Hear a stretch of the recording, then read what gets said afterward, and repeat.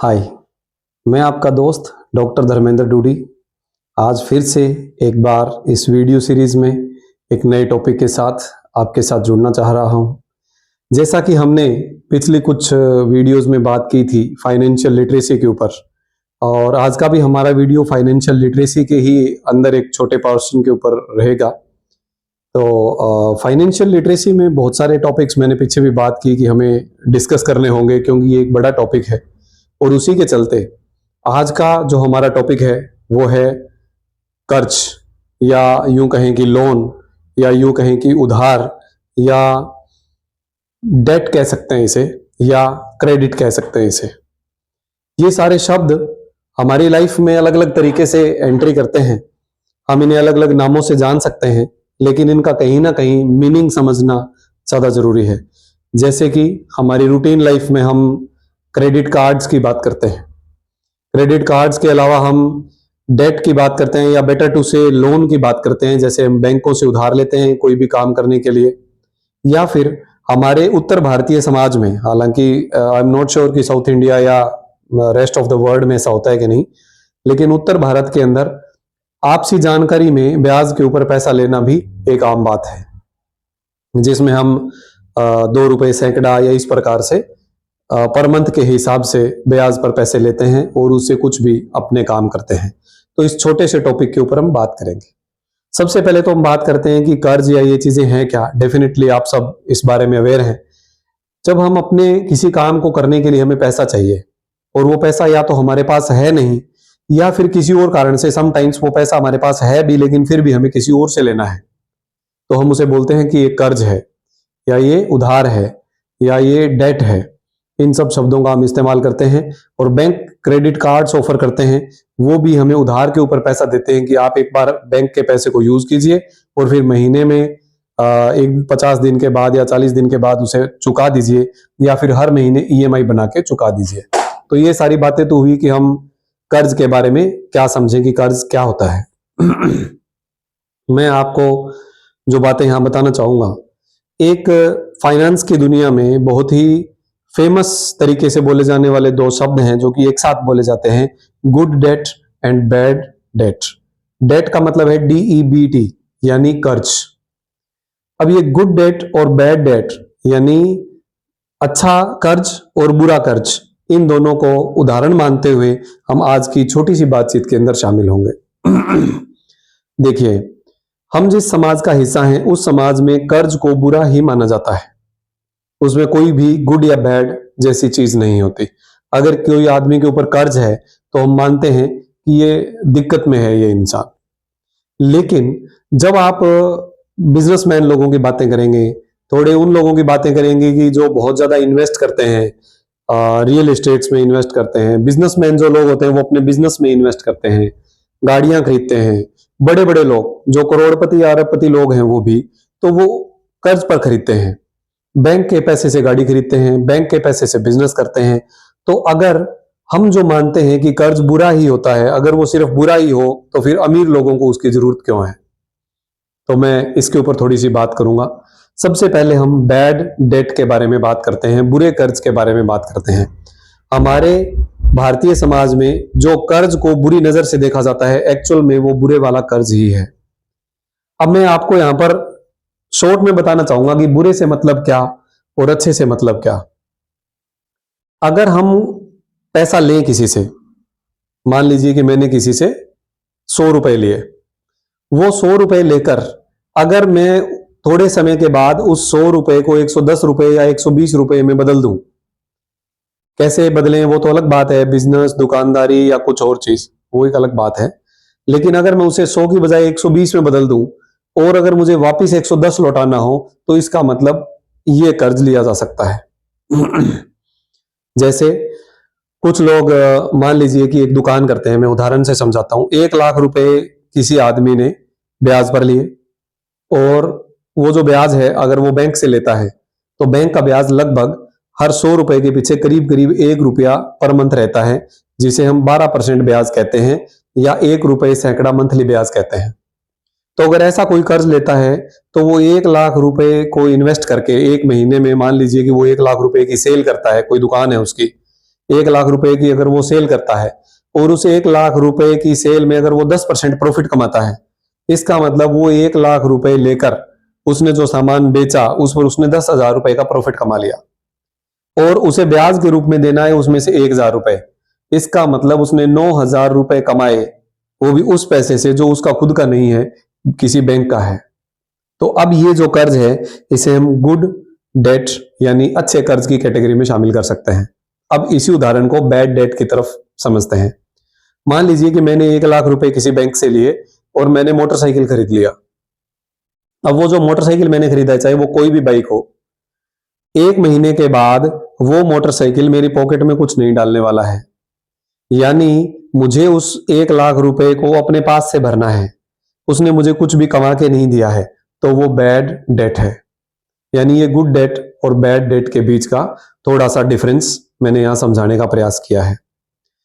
इसके अलावा हम बात करते हैं कि जैसे मान लीजिए हमारे समाज में मैंने बहुत सारे यंगस्टर्स को, नौजवान लोगों को, थोड़ी कम उम्र के बच्चों को, यानी जो अभी पूरी तरह से नौजवान नहीं हुए और छोटे बच्चे भी नहीं हैं, टीनेजर जिन्हें आप कह सकते हैं, और कई बार दुकानों पर काम करने वाले लोग, तो मैं देखता हूं कि जब उनकी सैलरी, कुछ साथी ऐसे हैं मेरी रूटीन लाइफ में, मैं ऐसे लोगों से रूबरू होता हूं कि उनकी सैलरी 8,000 10,000 रुपए महीना है, लेकिन उन्हें बढ़िया बाइक चाहिए, 80-90 हजार रुपए की मोटरसाइकिल चाहिए। उसके ऊपर फिर वो फाइनेंस करवाते हैं, यानी वो 5-10 हजार रुपए देकर मोटरसाइकिल कंपनी से खरीद लेते हैं और हर महीने ब्याज भरते हैं और वो 80,000 रुपए वाली मोटरसाइकिल उन्हें 1 लाख या 1.25 लाख रुपए की पड़ती है। तो इस प्रकार का जो कर्ज है, जो उसने मोटरसाइकिल लेने के लिए खरीद लिया और उसकी जो आमदनी है वो उस कर्ज से ज्यादा की नहीं है, इसलिए वो जो कर्ज है वो बैड डेट है। तो कुल मिला के अगर मैं कहना चाहूं कि एक ऐसा कर्ज जो हर महीने आपकी पॉकेट के ऊपर या आपके सिर के ऊपर भार को बढ़ा रहा है, वो बुरा कर्ज है। आपने 1 लाख रुपए लिए और उस 1 लाख रुपए में से कुछ पैसे का आपने कपड़े खरीद लिए, कुछ पैसे से आपने एक मोबाइल खरीद लिया, कुछ पैसे से आपने एक लैपटॉप खरीद लिया, कुछ पैसे आपने अपनी पुरानी मोटरसाइकिल को ठीक करवाने में लगा दिया। ऐसे करके हमने 1 लाख रुपए से काफी छोटे छोटे काम कर लिए और अब वो 1 लाख रुपए हमें अपनी पॉकेट से वापस देने हैं, प्लस उसका ब्याज भी देना है। तो इसका मतलब वो कर्ज बुरा है। और मैं रिकमेंड करता हूं हमारे साथियों को या मेरी वीडियो देखने वाले हर किसी इंसान को कि ऐसे कर्ज से बचने की जरूरत है।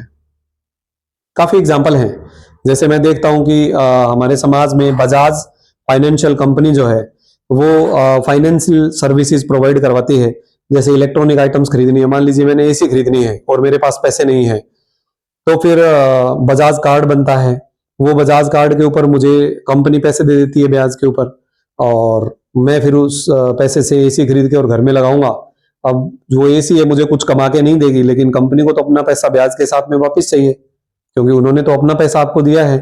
तो ये जो समझदारी है इस पैसे को लेने या ना लेने से रिलेटेड, वो समझदारी यूजर में होनी चाहिए। कंपनी अपना काम ठीक कर रही है, यानी वो एसी लगानी है कि नहीं लगानी है ये कर्ज लेने वाले को सोचना है। ये बुरा कर्ज है, तो इस बुरे कर्ज से बचना चाहिए।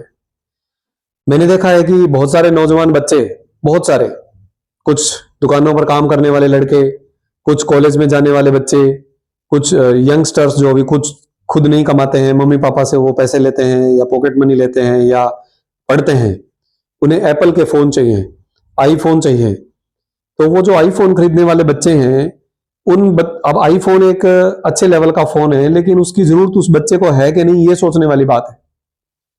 आईफोन शुरू में बिजनेसमैन लोग लेते थे। मैंने जो सुना है आईफोन के बारे में वो ये है कि ये बहुत ज्यादा बेटर सिक्योरिटी प्रोवाइड करवाता है। यानी इस फोन को जो यूज करने वाला है उसको हैक करना शायद थोड़ा टफ हो सकता है। तो चलिए ये तो बात हुई कि भाई ऐसा है कि नहीं, वो तो बाद की बात है। बात यह है कि कॉलेज जाने वाले बच्चे के फोन को हैकर क्या ही कमा लेगा उससे।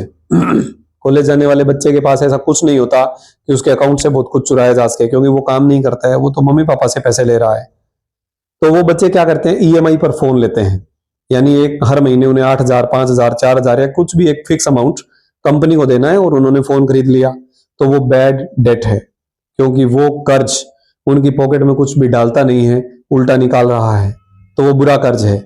ऐसे कर्ज से बचना चाहिए। यानी ईएमआई पर ली जाने वाली ज्यादातर चीजें जो कि हमें कमाकर कुछ नहीं देती हैं, या फिर उस ईएमआई लिए हुए पैसे से या उसके बदले में जो पैसा मेरे पास मान लीजिए पड़ा है, उस पैसे से मैं कुछ अच्छा नहीं कर रहा हूं जो कि कर्ज को बीट कर पाए, तो ऐसा कर्ज बुरा कर्ज है। मैं इसका एक बेटर एग्जांपल देता हूं जहां इसी कर्ज को अच्छा कर्ज भी माना जाता है। अमीर लोग गाड़ियां कर्ज पर खरीदते हैं, गरीब लोग भी गाड़ी कर्ज पर खरीदते हैं। तो एक आदमी के लिए वो कर्ज अच्छा है, एक के लिए बुरा है, ऐसा क्यों? अब जो गरीब आदमी है उसने गाड़ी कर्ज पर खरीद ली, उसे अपना घर भी चलाना है, बाकी खर्चे भी चलाने हैं। तो वो गाड़ी का कर्ज चुकाने के बाद वो जो पैसा उसके पास है वो उसका घर चलाने के लिए कई बार पूरा नहीं पड़ता है, और इसीलिए उस आदमी के ऊपर कर्ज बढ़ता ही जाता है, इसलिए वो कर्ज बुरा है। लेकिन वहीं पर जो अमीर आदमी है, मान लीजिए कि एक अमीर आदमी 20 लाख रुपए की गाड़ी खरीदता है। मैं एक सिंपल एग्जांपल लेके चल रहा हूं कि एक अमीर आदमी ने 20 लाख रुपए की गाड़ी खरीदी, जबकि उसके पास 20 लाख रुपए अकाउंट में खुद के पड़े हैं। वो चाहे तो कंपनी के पास जाए, वो 20 लाख रुपए कंपनी को दे और गाड़ी खरीद के ले आए, लेकिन ऐसा है नहीं। वो फिर भी कर्ज पर गाड़ी ले रहा है। क्यों? क्योंकि वो जो 20 लाख रुपए की गाड़ी खरीद रहा है और एक तरफ उसका पैसा जो खुद का है 20 लाख रुपए, कम उसने गाड़ी ब्याज के ऊपर पैसा लिया और उससे खरीद ली, उसका कितना रुपया ब्याज में जा रहा है? तो 20 लाख रुपए का अगर हम 1% मानकर चले तो 20,000 रुपए हर महीने वो आदमी ब्याज दे रहा है। जबकि उस 20 लाख रुपए को वो किसी ऐसी जगह पर इन्वेस्ट कर देता है, मान लीजिए प्रॉपर्टी में, या उसका खुद का कोई बिजनेस चल रहा है उसमें, या स्टॉक मार्केट में, या किसी भी चीज में, तो वो 20 लाख रुपए उसको 40,000, 50,000 या 1 लाख रुपए महीने का कमा के दे रहे हैं। इसका मतलब ये हुआ कि उस आदमी के लिए वो कर्ज जो उसे बैंक को देना है वो भारी नहीं पड़ रहा है। मैं यहाँ चेतावनी के रूप में बताना चाहूंगा, मैं किसी भी रुपए को बिना जानकारी के इन्वेस्ट करने की राय नहीं दे रहा हूं। मेरी बात को सुनकर कोई भी ऐसा ना सोचे कि मेरे पास पैसा पड़ा है तो मुझे उसे स्टॉक मार्केट में लगाना है, प्रॉपर्टी में लगाना है, गोल्ड में लगाना है। वो इन्वेस्टर की समझदारी पर डिपेंड करता है। इन मुद्दों पर हम फिर कभी बात करेंगे, लेकिन अभी मैंने सिर्फ एग्जाम्पल दिया है। तो जो कर्ज है उसको हमने 2 कैटेगरी में डिवाइड किया, एक है बुरा कर्ज, एक है अच्छा कर्ज। हम इसे अब छोटा कर लेते हैं, संक्षिप्त कर लेते हैं। बुरा कर्ज वो है जो कर्ज हमारी पॉकेट में से हर महीने पैसे निकाल रहा है, और वो कर्ज लेने के बाद उस पैसे को हमने किसी ऐसी जगह पर खर्च कर दिया है जो पैसे कमाकर हमें नहीं दे रहा है, तो वो बुरा कर्ज है। चाहे वो गाड़ी खरीदना हो, चाहे वो कपड़े खरीदना हो, चाहे वो लैपटॉप खरीदना हो, चाहे वो मोबाइल फोन खरीदना हो, चाहे वो ऐशो आराम की कोई और चीज खरीदनी हो, चाहे वो फर्नीचर खरीदना हो, या कुछ भी करना हो, तो वो बुरा कर्ज है। अच्छा कर्ज, अच्छा कर्ज वो है जो हमने किसी से भी लिया, उस पैसे को लेकर हमने उस पैसे को किसी ऐसी जगह पर लगाया जो कि कुछ कमा रहा है, और जो हमारी कमाई है वो उस कर्ज के ब्याज के रूप में ज्यादा है। यानी कर्ज का ब्याज कम है और कमाई ज्यादा है, तो फिर ये रिस्क लिया जा सकता है, फिर उस कर्ज को अच्छे कर्ज में माना जा सकता है। मेरे कुछ नौजवान साथी, जो मेरे दोस्त, भाई बंधु, या मेरे आसपास के लोग, या कॉलेज यूनिवर्सिटी जाने वाले बच्चे जो क्रेडिट कार्ड्स का यूज करते हैं, मैंने देखा है कि वो ज्यादातर ऐसी चीजों के लिए क्रेडिट कार्ड्स का यूज करते हैं जिनकी शायद उन्हें जरूरत नहीं। मान लीजिए कि ये वाला माइक जो मैंने यहाँ लगा रखा है, अगर इसे खरीदने के लिए मैंने क्रेडिट कार्ड से पैसा खर्च किया है तो शायद ये अच्छा नहीं है। तो मैं उम्मीद करता हूं कि हमारे आज के इस वीडियो ने कर्ज के बारे में जानकारी सभी को अच्छे से दी होगी। मैं एक आधी बात मेरे दिमाग में और आ रही है, मैं मेरे समाज के लोगों से रिक्वेस्ट करना चाहूंगा इस वीडियो के माध्यम से। मैंने मेरे समाज के भाई बंधुओं को और लोगों को कर्ज लेते हुए देखा है। किन किन चीजों के लिए? जो कुछ मैंने अभी वीडियो में बात की वो सारी चीजें तो हैं ही, लैपटॉप खरीदना, फोन खरीदना, कपड़े खरीदना, गाड़ी खरीदना, ऐशो आराम की चीजें खरीदना, furniture banana and so on. इसके अलावा विवाह शादियों के लिए हम कर्ज लेते हैं कि हमें बच्चों की शादी करनी है, कर्ज चाहिए, या फिर मुझे एक दुकान बनानी है, कर्ज चाहिए, या फिर कोई भी और चीज अभी शायद मेरे दिमाग में नहीं आ रहा होगा। मान लेते हैं कि मुझे ये लाइब्रेरी बनानी है, इस लाइब्रेरी बनाने के लिए मुझे कर्ज चाहिए। तो एक बात का ध्यान रखें कि वो कर्ज आपको पैसे कमा के देगा या आपके पॉकेट से आपका ही पैसा वापस निकाल लेगा। बिना सोचे समझे किसी भी प्रकार का कर्ज ना लें। मेरे छोटे और बड़ों से मेरी ये रिक्वेस्ट भी है, और फाइनेंशियल लिटरेसी का ये वीडियो मैं उम्मीद करता हूं कि हम सब की लाइफ में कुछ अच्छे बदलाव लेकर आएगा, और वो अच्छे बदलाव हमारे जीवन को अच्छे तरीके से आगे बढ़ाएंगे। आज के इस वीडियो में तो इतना ही, लेकिन हमारी आने वाली इसी वीडियो सीरीज में, जिसमें हम फाइनेंशियल लिटरेसी से जुड़े रहेंगे, बहुत ही शानदार और इंपॉर्टेंट टॉपिक्स के ऊपर हम बातचीत करेंगे, जिसमें सभी चीजें आएंगी। जैसे हम आज की वीडियो में बात कर रहे थे क्रेडिट कार्ड्स के बारे में, तो आगे क्रेडिट कार्ड की भी बात करेंगे। लोन के बारे में तो आगे आने वाले कुछ एक आधी वीडियो में हम लोन के बारे में अलग से चर्चा करेंगे। तो ये सारी चीजें हम डिस्कस करने वाले हैं फाइनेंशियल लिटरेसी की इस सीरीज में। मैं उम्मीद करता हूं कि फाइनेंशियल लिटरेसी की इस वीडियो सीरीज को आपका सहयोग और प्यार मिल रहा होगा। अगर आप इस वीडियो सीरीज को लाइक कर रहे हैं तो आप मुझे कमेंट बॉक्स में जरूर बताएं और अपने जानकार लोगों के साथ शेयर करें। अगली वीडियो में हम मिलेंगे जल्दी। तब तक के लिए आप सभी के दिन शुभ रहें। जय हिंद।